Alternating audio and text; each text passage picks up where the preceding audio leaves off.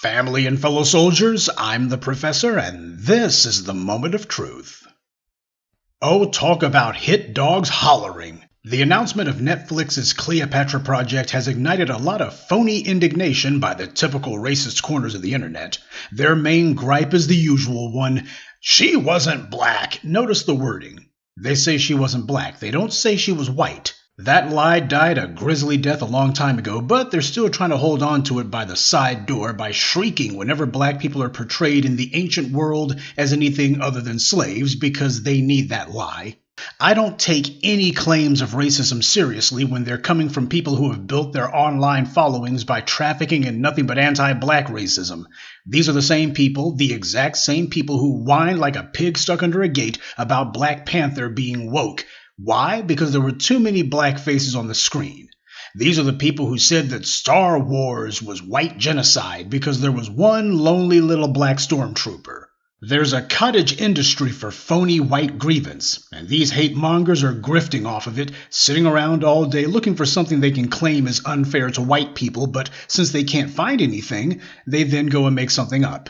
Ben Shapiro's pinhead exploded because he knows that if people accept that the Egyptians were black, then that means that by default the Hebrews of the Bible were also black as well, but that's his problem. I'm not going to do an entire rundown on ancient Egypt, but I am going to give you just a few highlights to debunk the myth of white Egypt and to help you understand how this hoax came to be in the first place. First of all, we need to figure out where Egypt is. Is Egypt in Asia? No. Is it in the Americas? No. Is it in Europe? Hell no. Egypt is in Africa. Let's get that straight before we go any further. Secondly, its name wasn't Egypt either. Egypt was the name that the ancient Greeks called it, and that's the name that was passed on to the Europeans, but its actual name was Kemet. The word Kemet literally means land of the blacks. Now, whenever you raise that point, you'll get a few people who try to argue it and say, no, it means the black land. They were referring to the Nile overflowing the delta banks or something. That's what they'll try to say. And that's fine. The ancient Egyptians had a number of other words that described them, such as Kamu, which literally translates into the blacks, or rather the black people. Gee, I guess the ancient Egyptians must have been woke or something, huh? Now understand those two facts. Your precious Egypt is in Africa. It's not in Asia, and it's definitely not in Europe. There is no argument to be had about the geography or the etymology of the things that I'm telling you. Now, you cannot understand Kemet or Egypt unless you start at the beginning, and by that I mean the beginning of the Nile River. The Nile River doesn't start in the Nile Delta. That's actually where it ends. It actually originates in the south, way south. The Nile River doesn't flow from north to south like most rivers on Earth do. Because of its unique geographic elevation, the Nile River actually flows from south to north. The ancient Egyptians, traced everything good of this earth to the south. They considered the south to be the upper part of the world. That's why when you look at the ancient so-called Egyptians maps, you see that what today is called Northern Egypt, back then they called Lower Egypt. And what today is called Southern Egypt, back then they called Upper Egypt. This is how the ancient Egyptians described the place that they lived in. These were the names that they gave to the places they lived in. See, the Europeans have a northerly-oriented geographic sense because that's where they come from. But the people of Kemet/Egypt were not a northern people. They were Africans. So their cultural compass was oriented towards the south. And speaking of south, the origins of so-called Egyptian culture originated not just to the south but outside of Egypt altogether. A large part of what is called Nubia is in fact inside of what today is Egypt.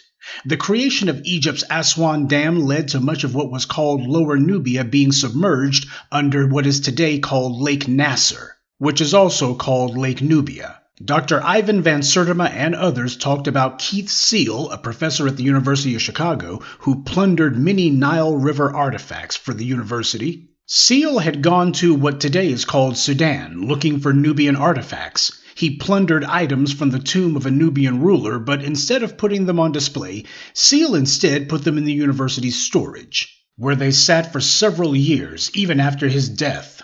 Among the hundreds of items that Seal had taken from the Nubian ruler's tomb was a Nubian incense burner.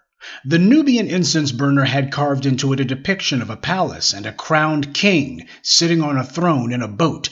This was Egyptian iconography, except it didn't come from Egypt. It came from Nubia, and it was depicting Nubian figures. This 1979 New York Times article talks about a number of items that Keith Seal had absconded with. Quote, "The discovery is expected to stimulate a new appraisal of the origins of civilization in Africa, raising the question of to what extent later Egyptian culture may have derived its advanced political structure from the Nubians. The various symbols of Nubian royalty that have been found are the same as those associated in later times with Egyptian kings.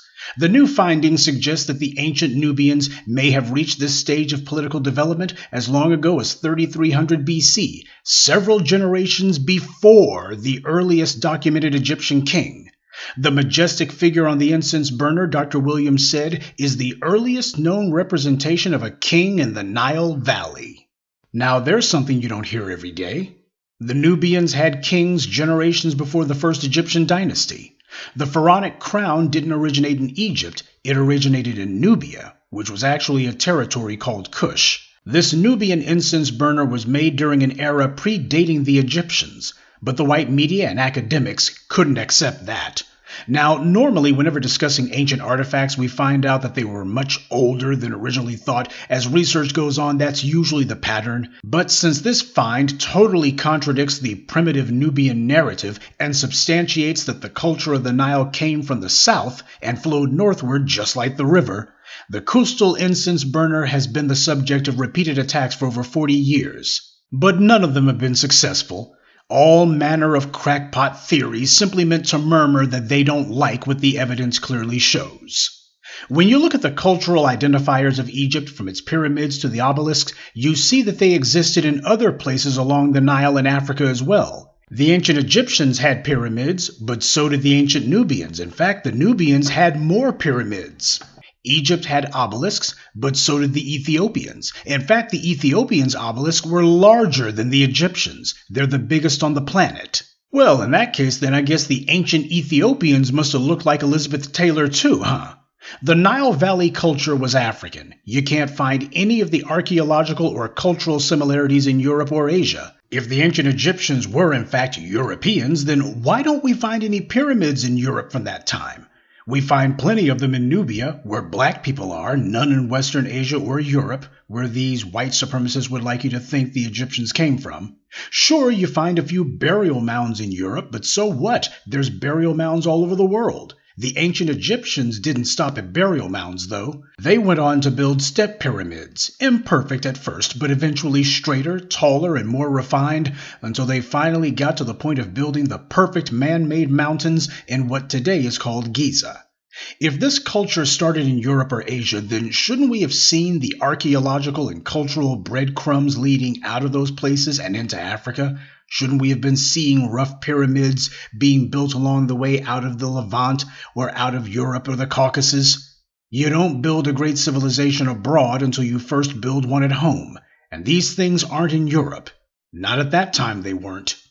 The ancient Egyptians had created written languages, as did the ancient Nubians. The Europeans, on the other hand, didn't have writing until the Romans brought it to them, and it definitely was nothing like the Egyptians' hieroglyphs or hieratic script. So are we supposed to believe that people came out of Europe or Western Asia, went to the hottest part of the world, which they are not native to and are sensitive to the sun, and then these people who hadn't built pyramids or established a written language just got up one day and started doing it this far away from the land that they came from when no one at home had done it first?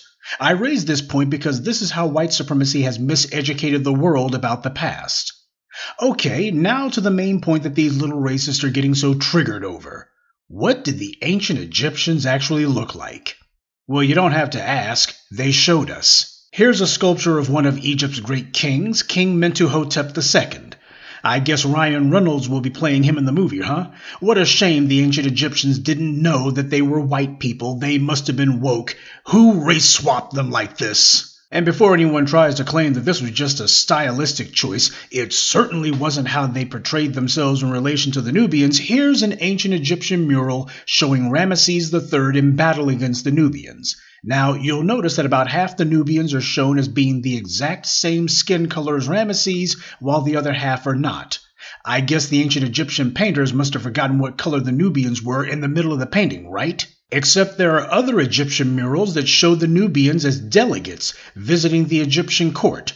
Notice the Nubians' color, the exact same brown color as the Egyptians, and also look at how they're dressed, identically to the Egyptians. The Nubians' female delegate at the rear of the procession is shown riding in an ox-drawn chariot, and the driver of the chariot is lighter skinned than she is.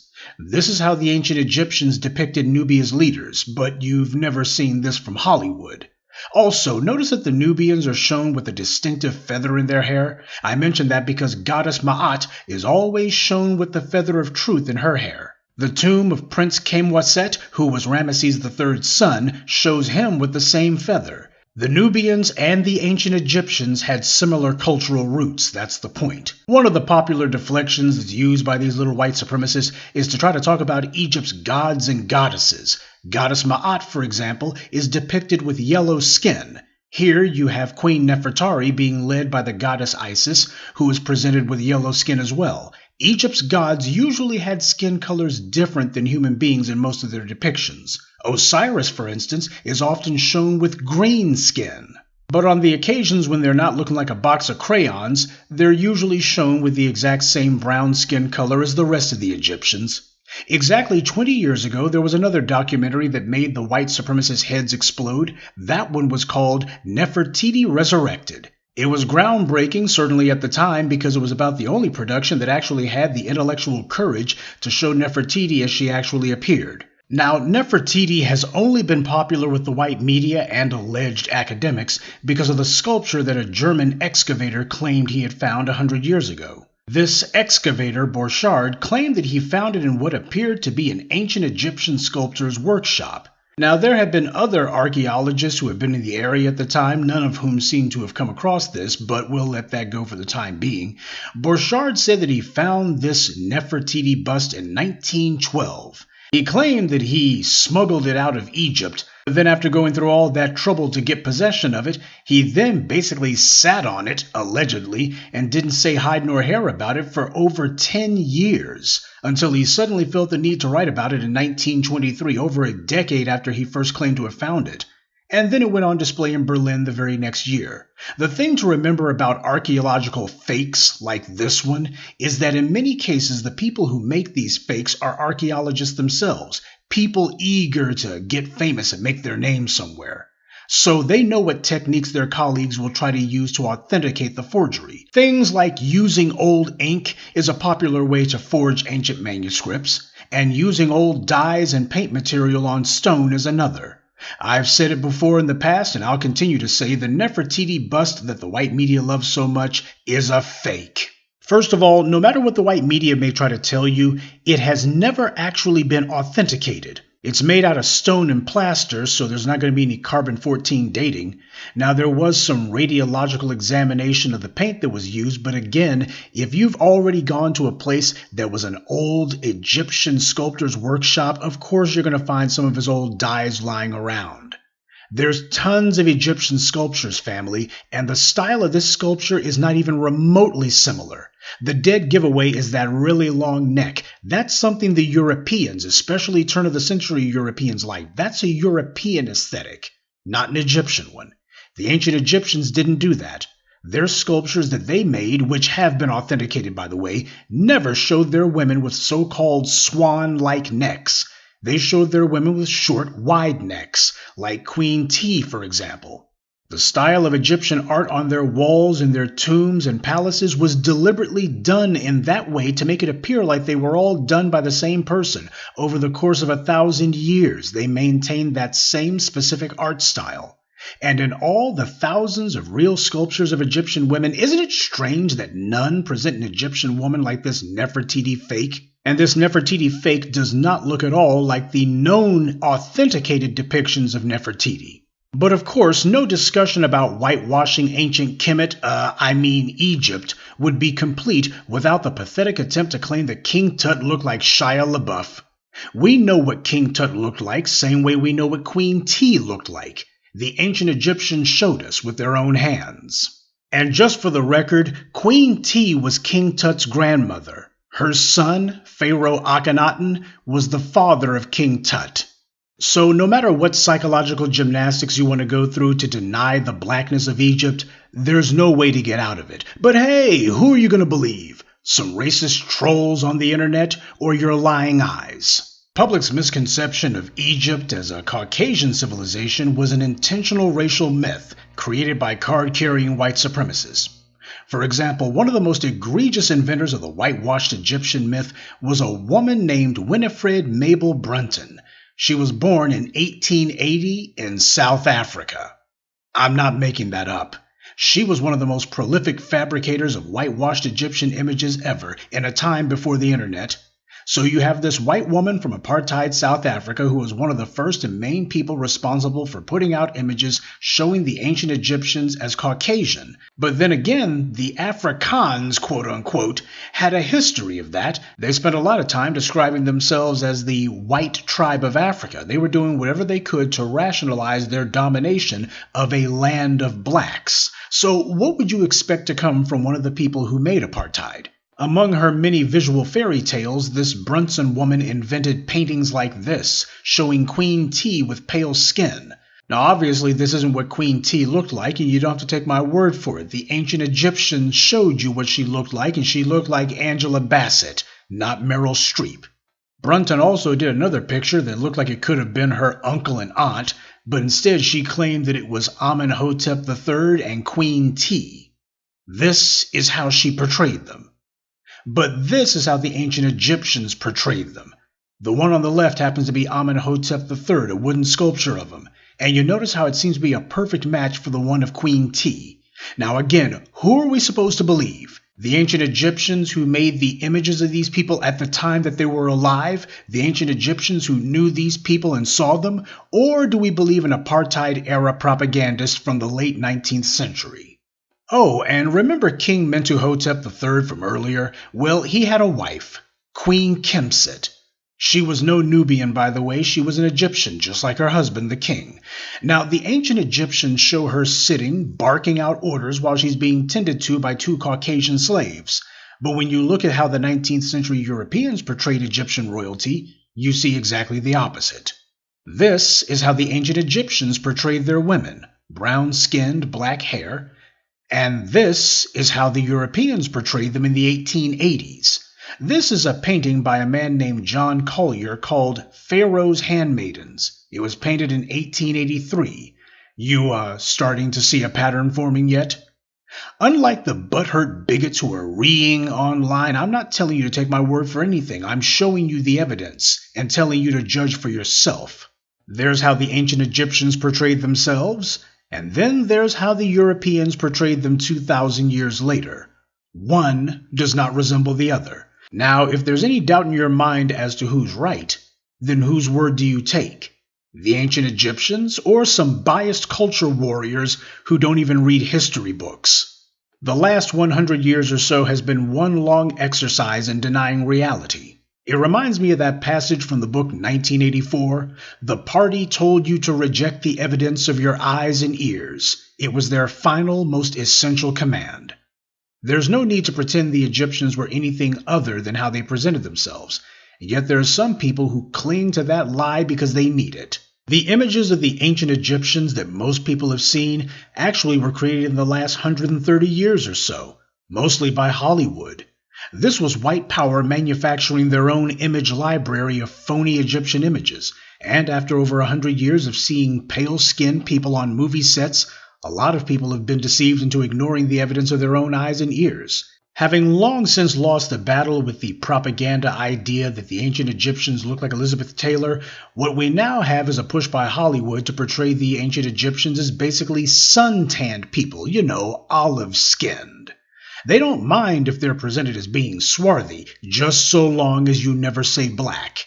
In the 19th century, the Europeans, as part of their colonization of the world, were going full bore to be able to push onto the entire planet the idea of white exceptionalism. But to do it, they had to reinvent the past to fit their desire for power in the present. This is why ancient Egypt is the only civilization in the history of the world to have a so-called field of study named after it, Egyptology. Now, have you ever heard of Romanology, or Greekology, or Americanology, or Britanology? No, because they didn't need to redefine those societies so as to make them Eurocentric, but because of how Egypt influenced the world and laid the basis for later cultures like the Greeks and the Romans, who in turn laid the foundations for Europe, they have to make it a point to redefine Egypt. They must make Egypt something other than black, because they can't afford for it to be anything else. That's a large part of why these online racists who are reeing right now are just so ridiculous. People who hate history and whose entire knowledge of it comes from the movies they've seen and their own personal biases, they're not qualified to talk about history. Netflix isn't making Kemet black, it has always been black. Land of the blacks, to be precise. To say Kemet, I'm sorry, I mean Egypt, wasn't black, is like saying that Charlize Theron is or could ever be a Zulu. And while I'm absolutely loving drinking these racist tears, I still have to twist the knife anyway. Now, as many of you know, my earliest videos on YouTube were specifically about ancient Kemet. So for me, revisiting this subject is a kind of homecoming of sorts. But I need everyone to understand that the phony outrage going on over this is not new at all. A lot of time and effort went into manufacturing the racial myths that white supremacy needed. And most of that effort was put into trying to convince you that their racialist lies were simply science of some sort. Everything from Egyptology to the bell curve. They take their anti-black stereotypes and tropes, claim that they're actually factual or peer-reviewed or were subjected to some sort of scientific test, and then they claim that it's absolutely true and it's indisputable. See, the original justification for chattel slavery was the Bible. That God wanted black people to be enslaved. God believes in caste systems and hierarchies, and God's word is inarguable, indisputably true. It was the exact same justification that was used for keeping Europeans as peasants, but as the religious rationales lost their appeal due to the advancements in technology, the rationale for maintaining chattel slavery changed from religion to science. Now it was no longer God's word that was inarguable. Now they would try to make it that every crackpot black inferiority theory under the sun, usually coming out of a university somewhere, was indisputably true and could not be argued with. Remember, Egyptology came out of the exact same universities that created and pushed the scientific anti-black racism, such as black people have smaller brains, are physically only suited for manual labor, have tails, etc. The universities are where a large amount of anti-black propaganda originates, and when you look at places like the Manhattan Institute, you see that the racist academic hustle is still going. It's completely foolish to assert that the Egyptians were anything other than black. Even the Arabs don't claim that they were Arab. To believe the ancient Egyptians were white or European, you would have to also believe that white people are native to the hottest region on Earth. Even today, it's not safe for them to live in those places without having triple-strength sunblock. How is it controversial to say that there are black people in Africa? Because that's where Egypt is. Why is that an argument? It's because white power needs it to be. You cannot have anything of value coming from people who white supremacy bases its power on saying are valueless. Just look at what's happened with music alone in the last 100 years. Every time black people create something, these white supremacists come along and say, it was white people who made that. The people you see whining about this Cleopatra series are just like the ones who were whining 15 years ago when the truth of what Kemet was could no longer be suppressed. They're the same ones who scream and yell anytime that black people are getting even a few seconds in the limelight. It makes them feel insecure. Well, these white supremacists certainly have a lot to feel insecure about. So to circle back to what we started off this discussion with, was Cleopatra black? The real question is whether Cleopatra was even relevant. The only reason that we even know about her was because she was a plaything for the Romans. She wasn't some great leader. She did nothing to advance Egyptian culture or the empire. She could be black, white, or green, it wouldn't matter. She was not a person of consequence. It was the Romans that she was palling around with who mattered, at least for the sake of spreading the idea that these civilizations were great because of how many other civilizations they could conquer militarily. It doesn't matter whether or not Cleopatra was black, what matters is Egypt was. So while these hit dogs holler, have a laugh and enjoy their predictable whining, and after you get through having your jollies at their expense, tell them the blacker the berry, the sweeter the truth. Good day, and be one. I'd like to take a moment to mention some of our contributors. Sherman Marshall, Ayewole Akinlabi, Ollie, Miss Debbie, and Brian Walton. Salute to them and thank you to everyone for listening, liking, and sharing this message. Black empowerment only exists because of you.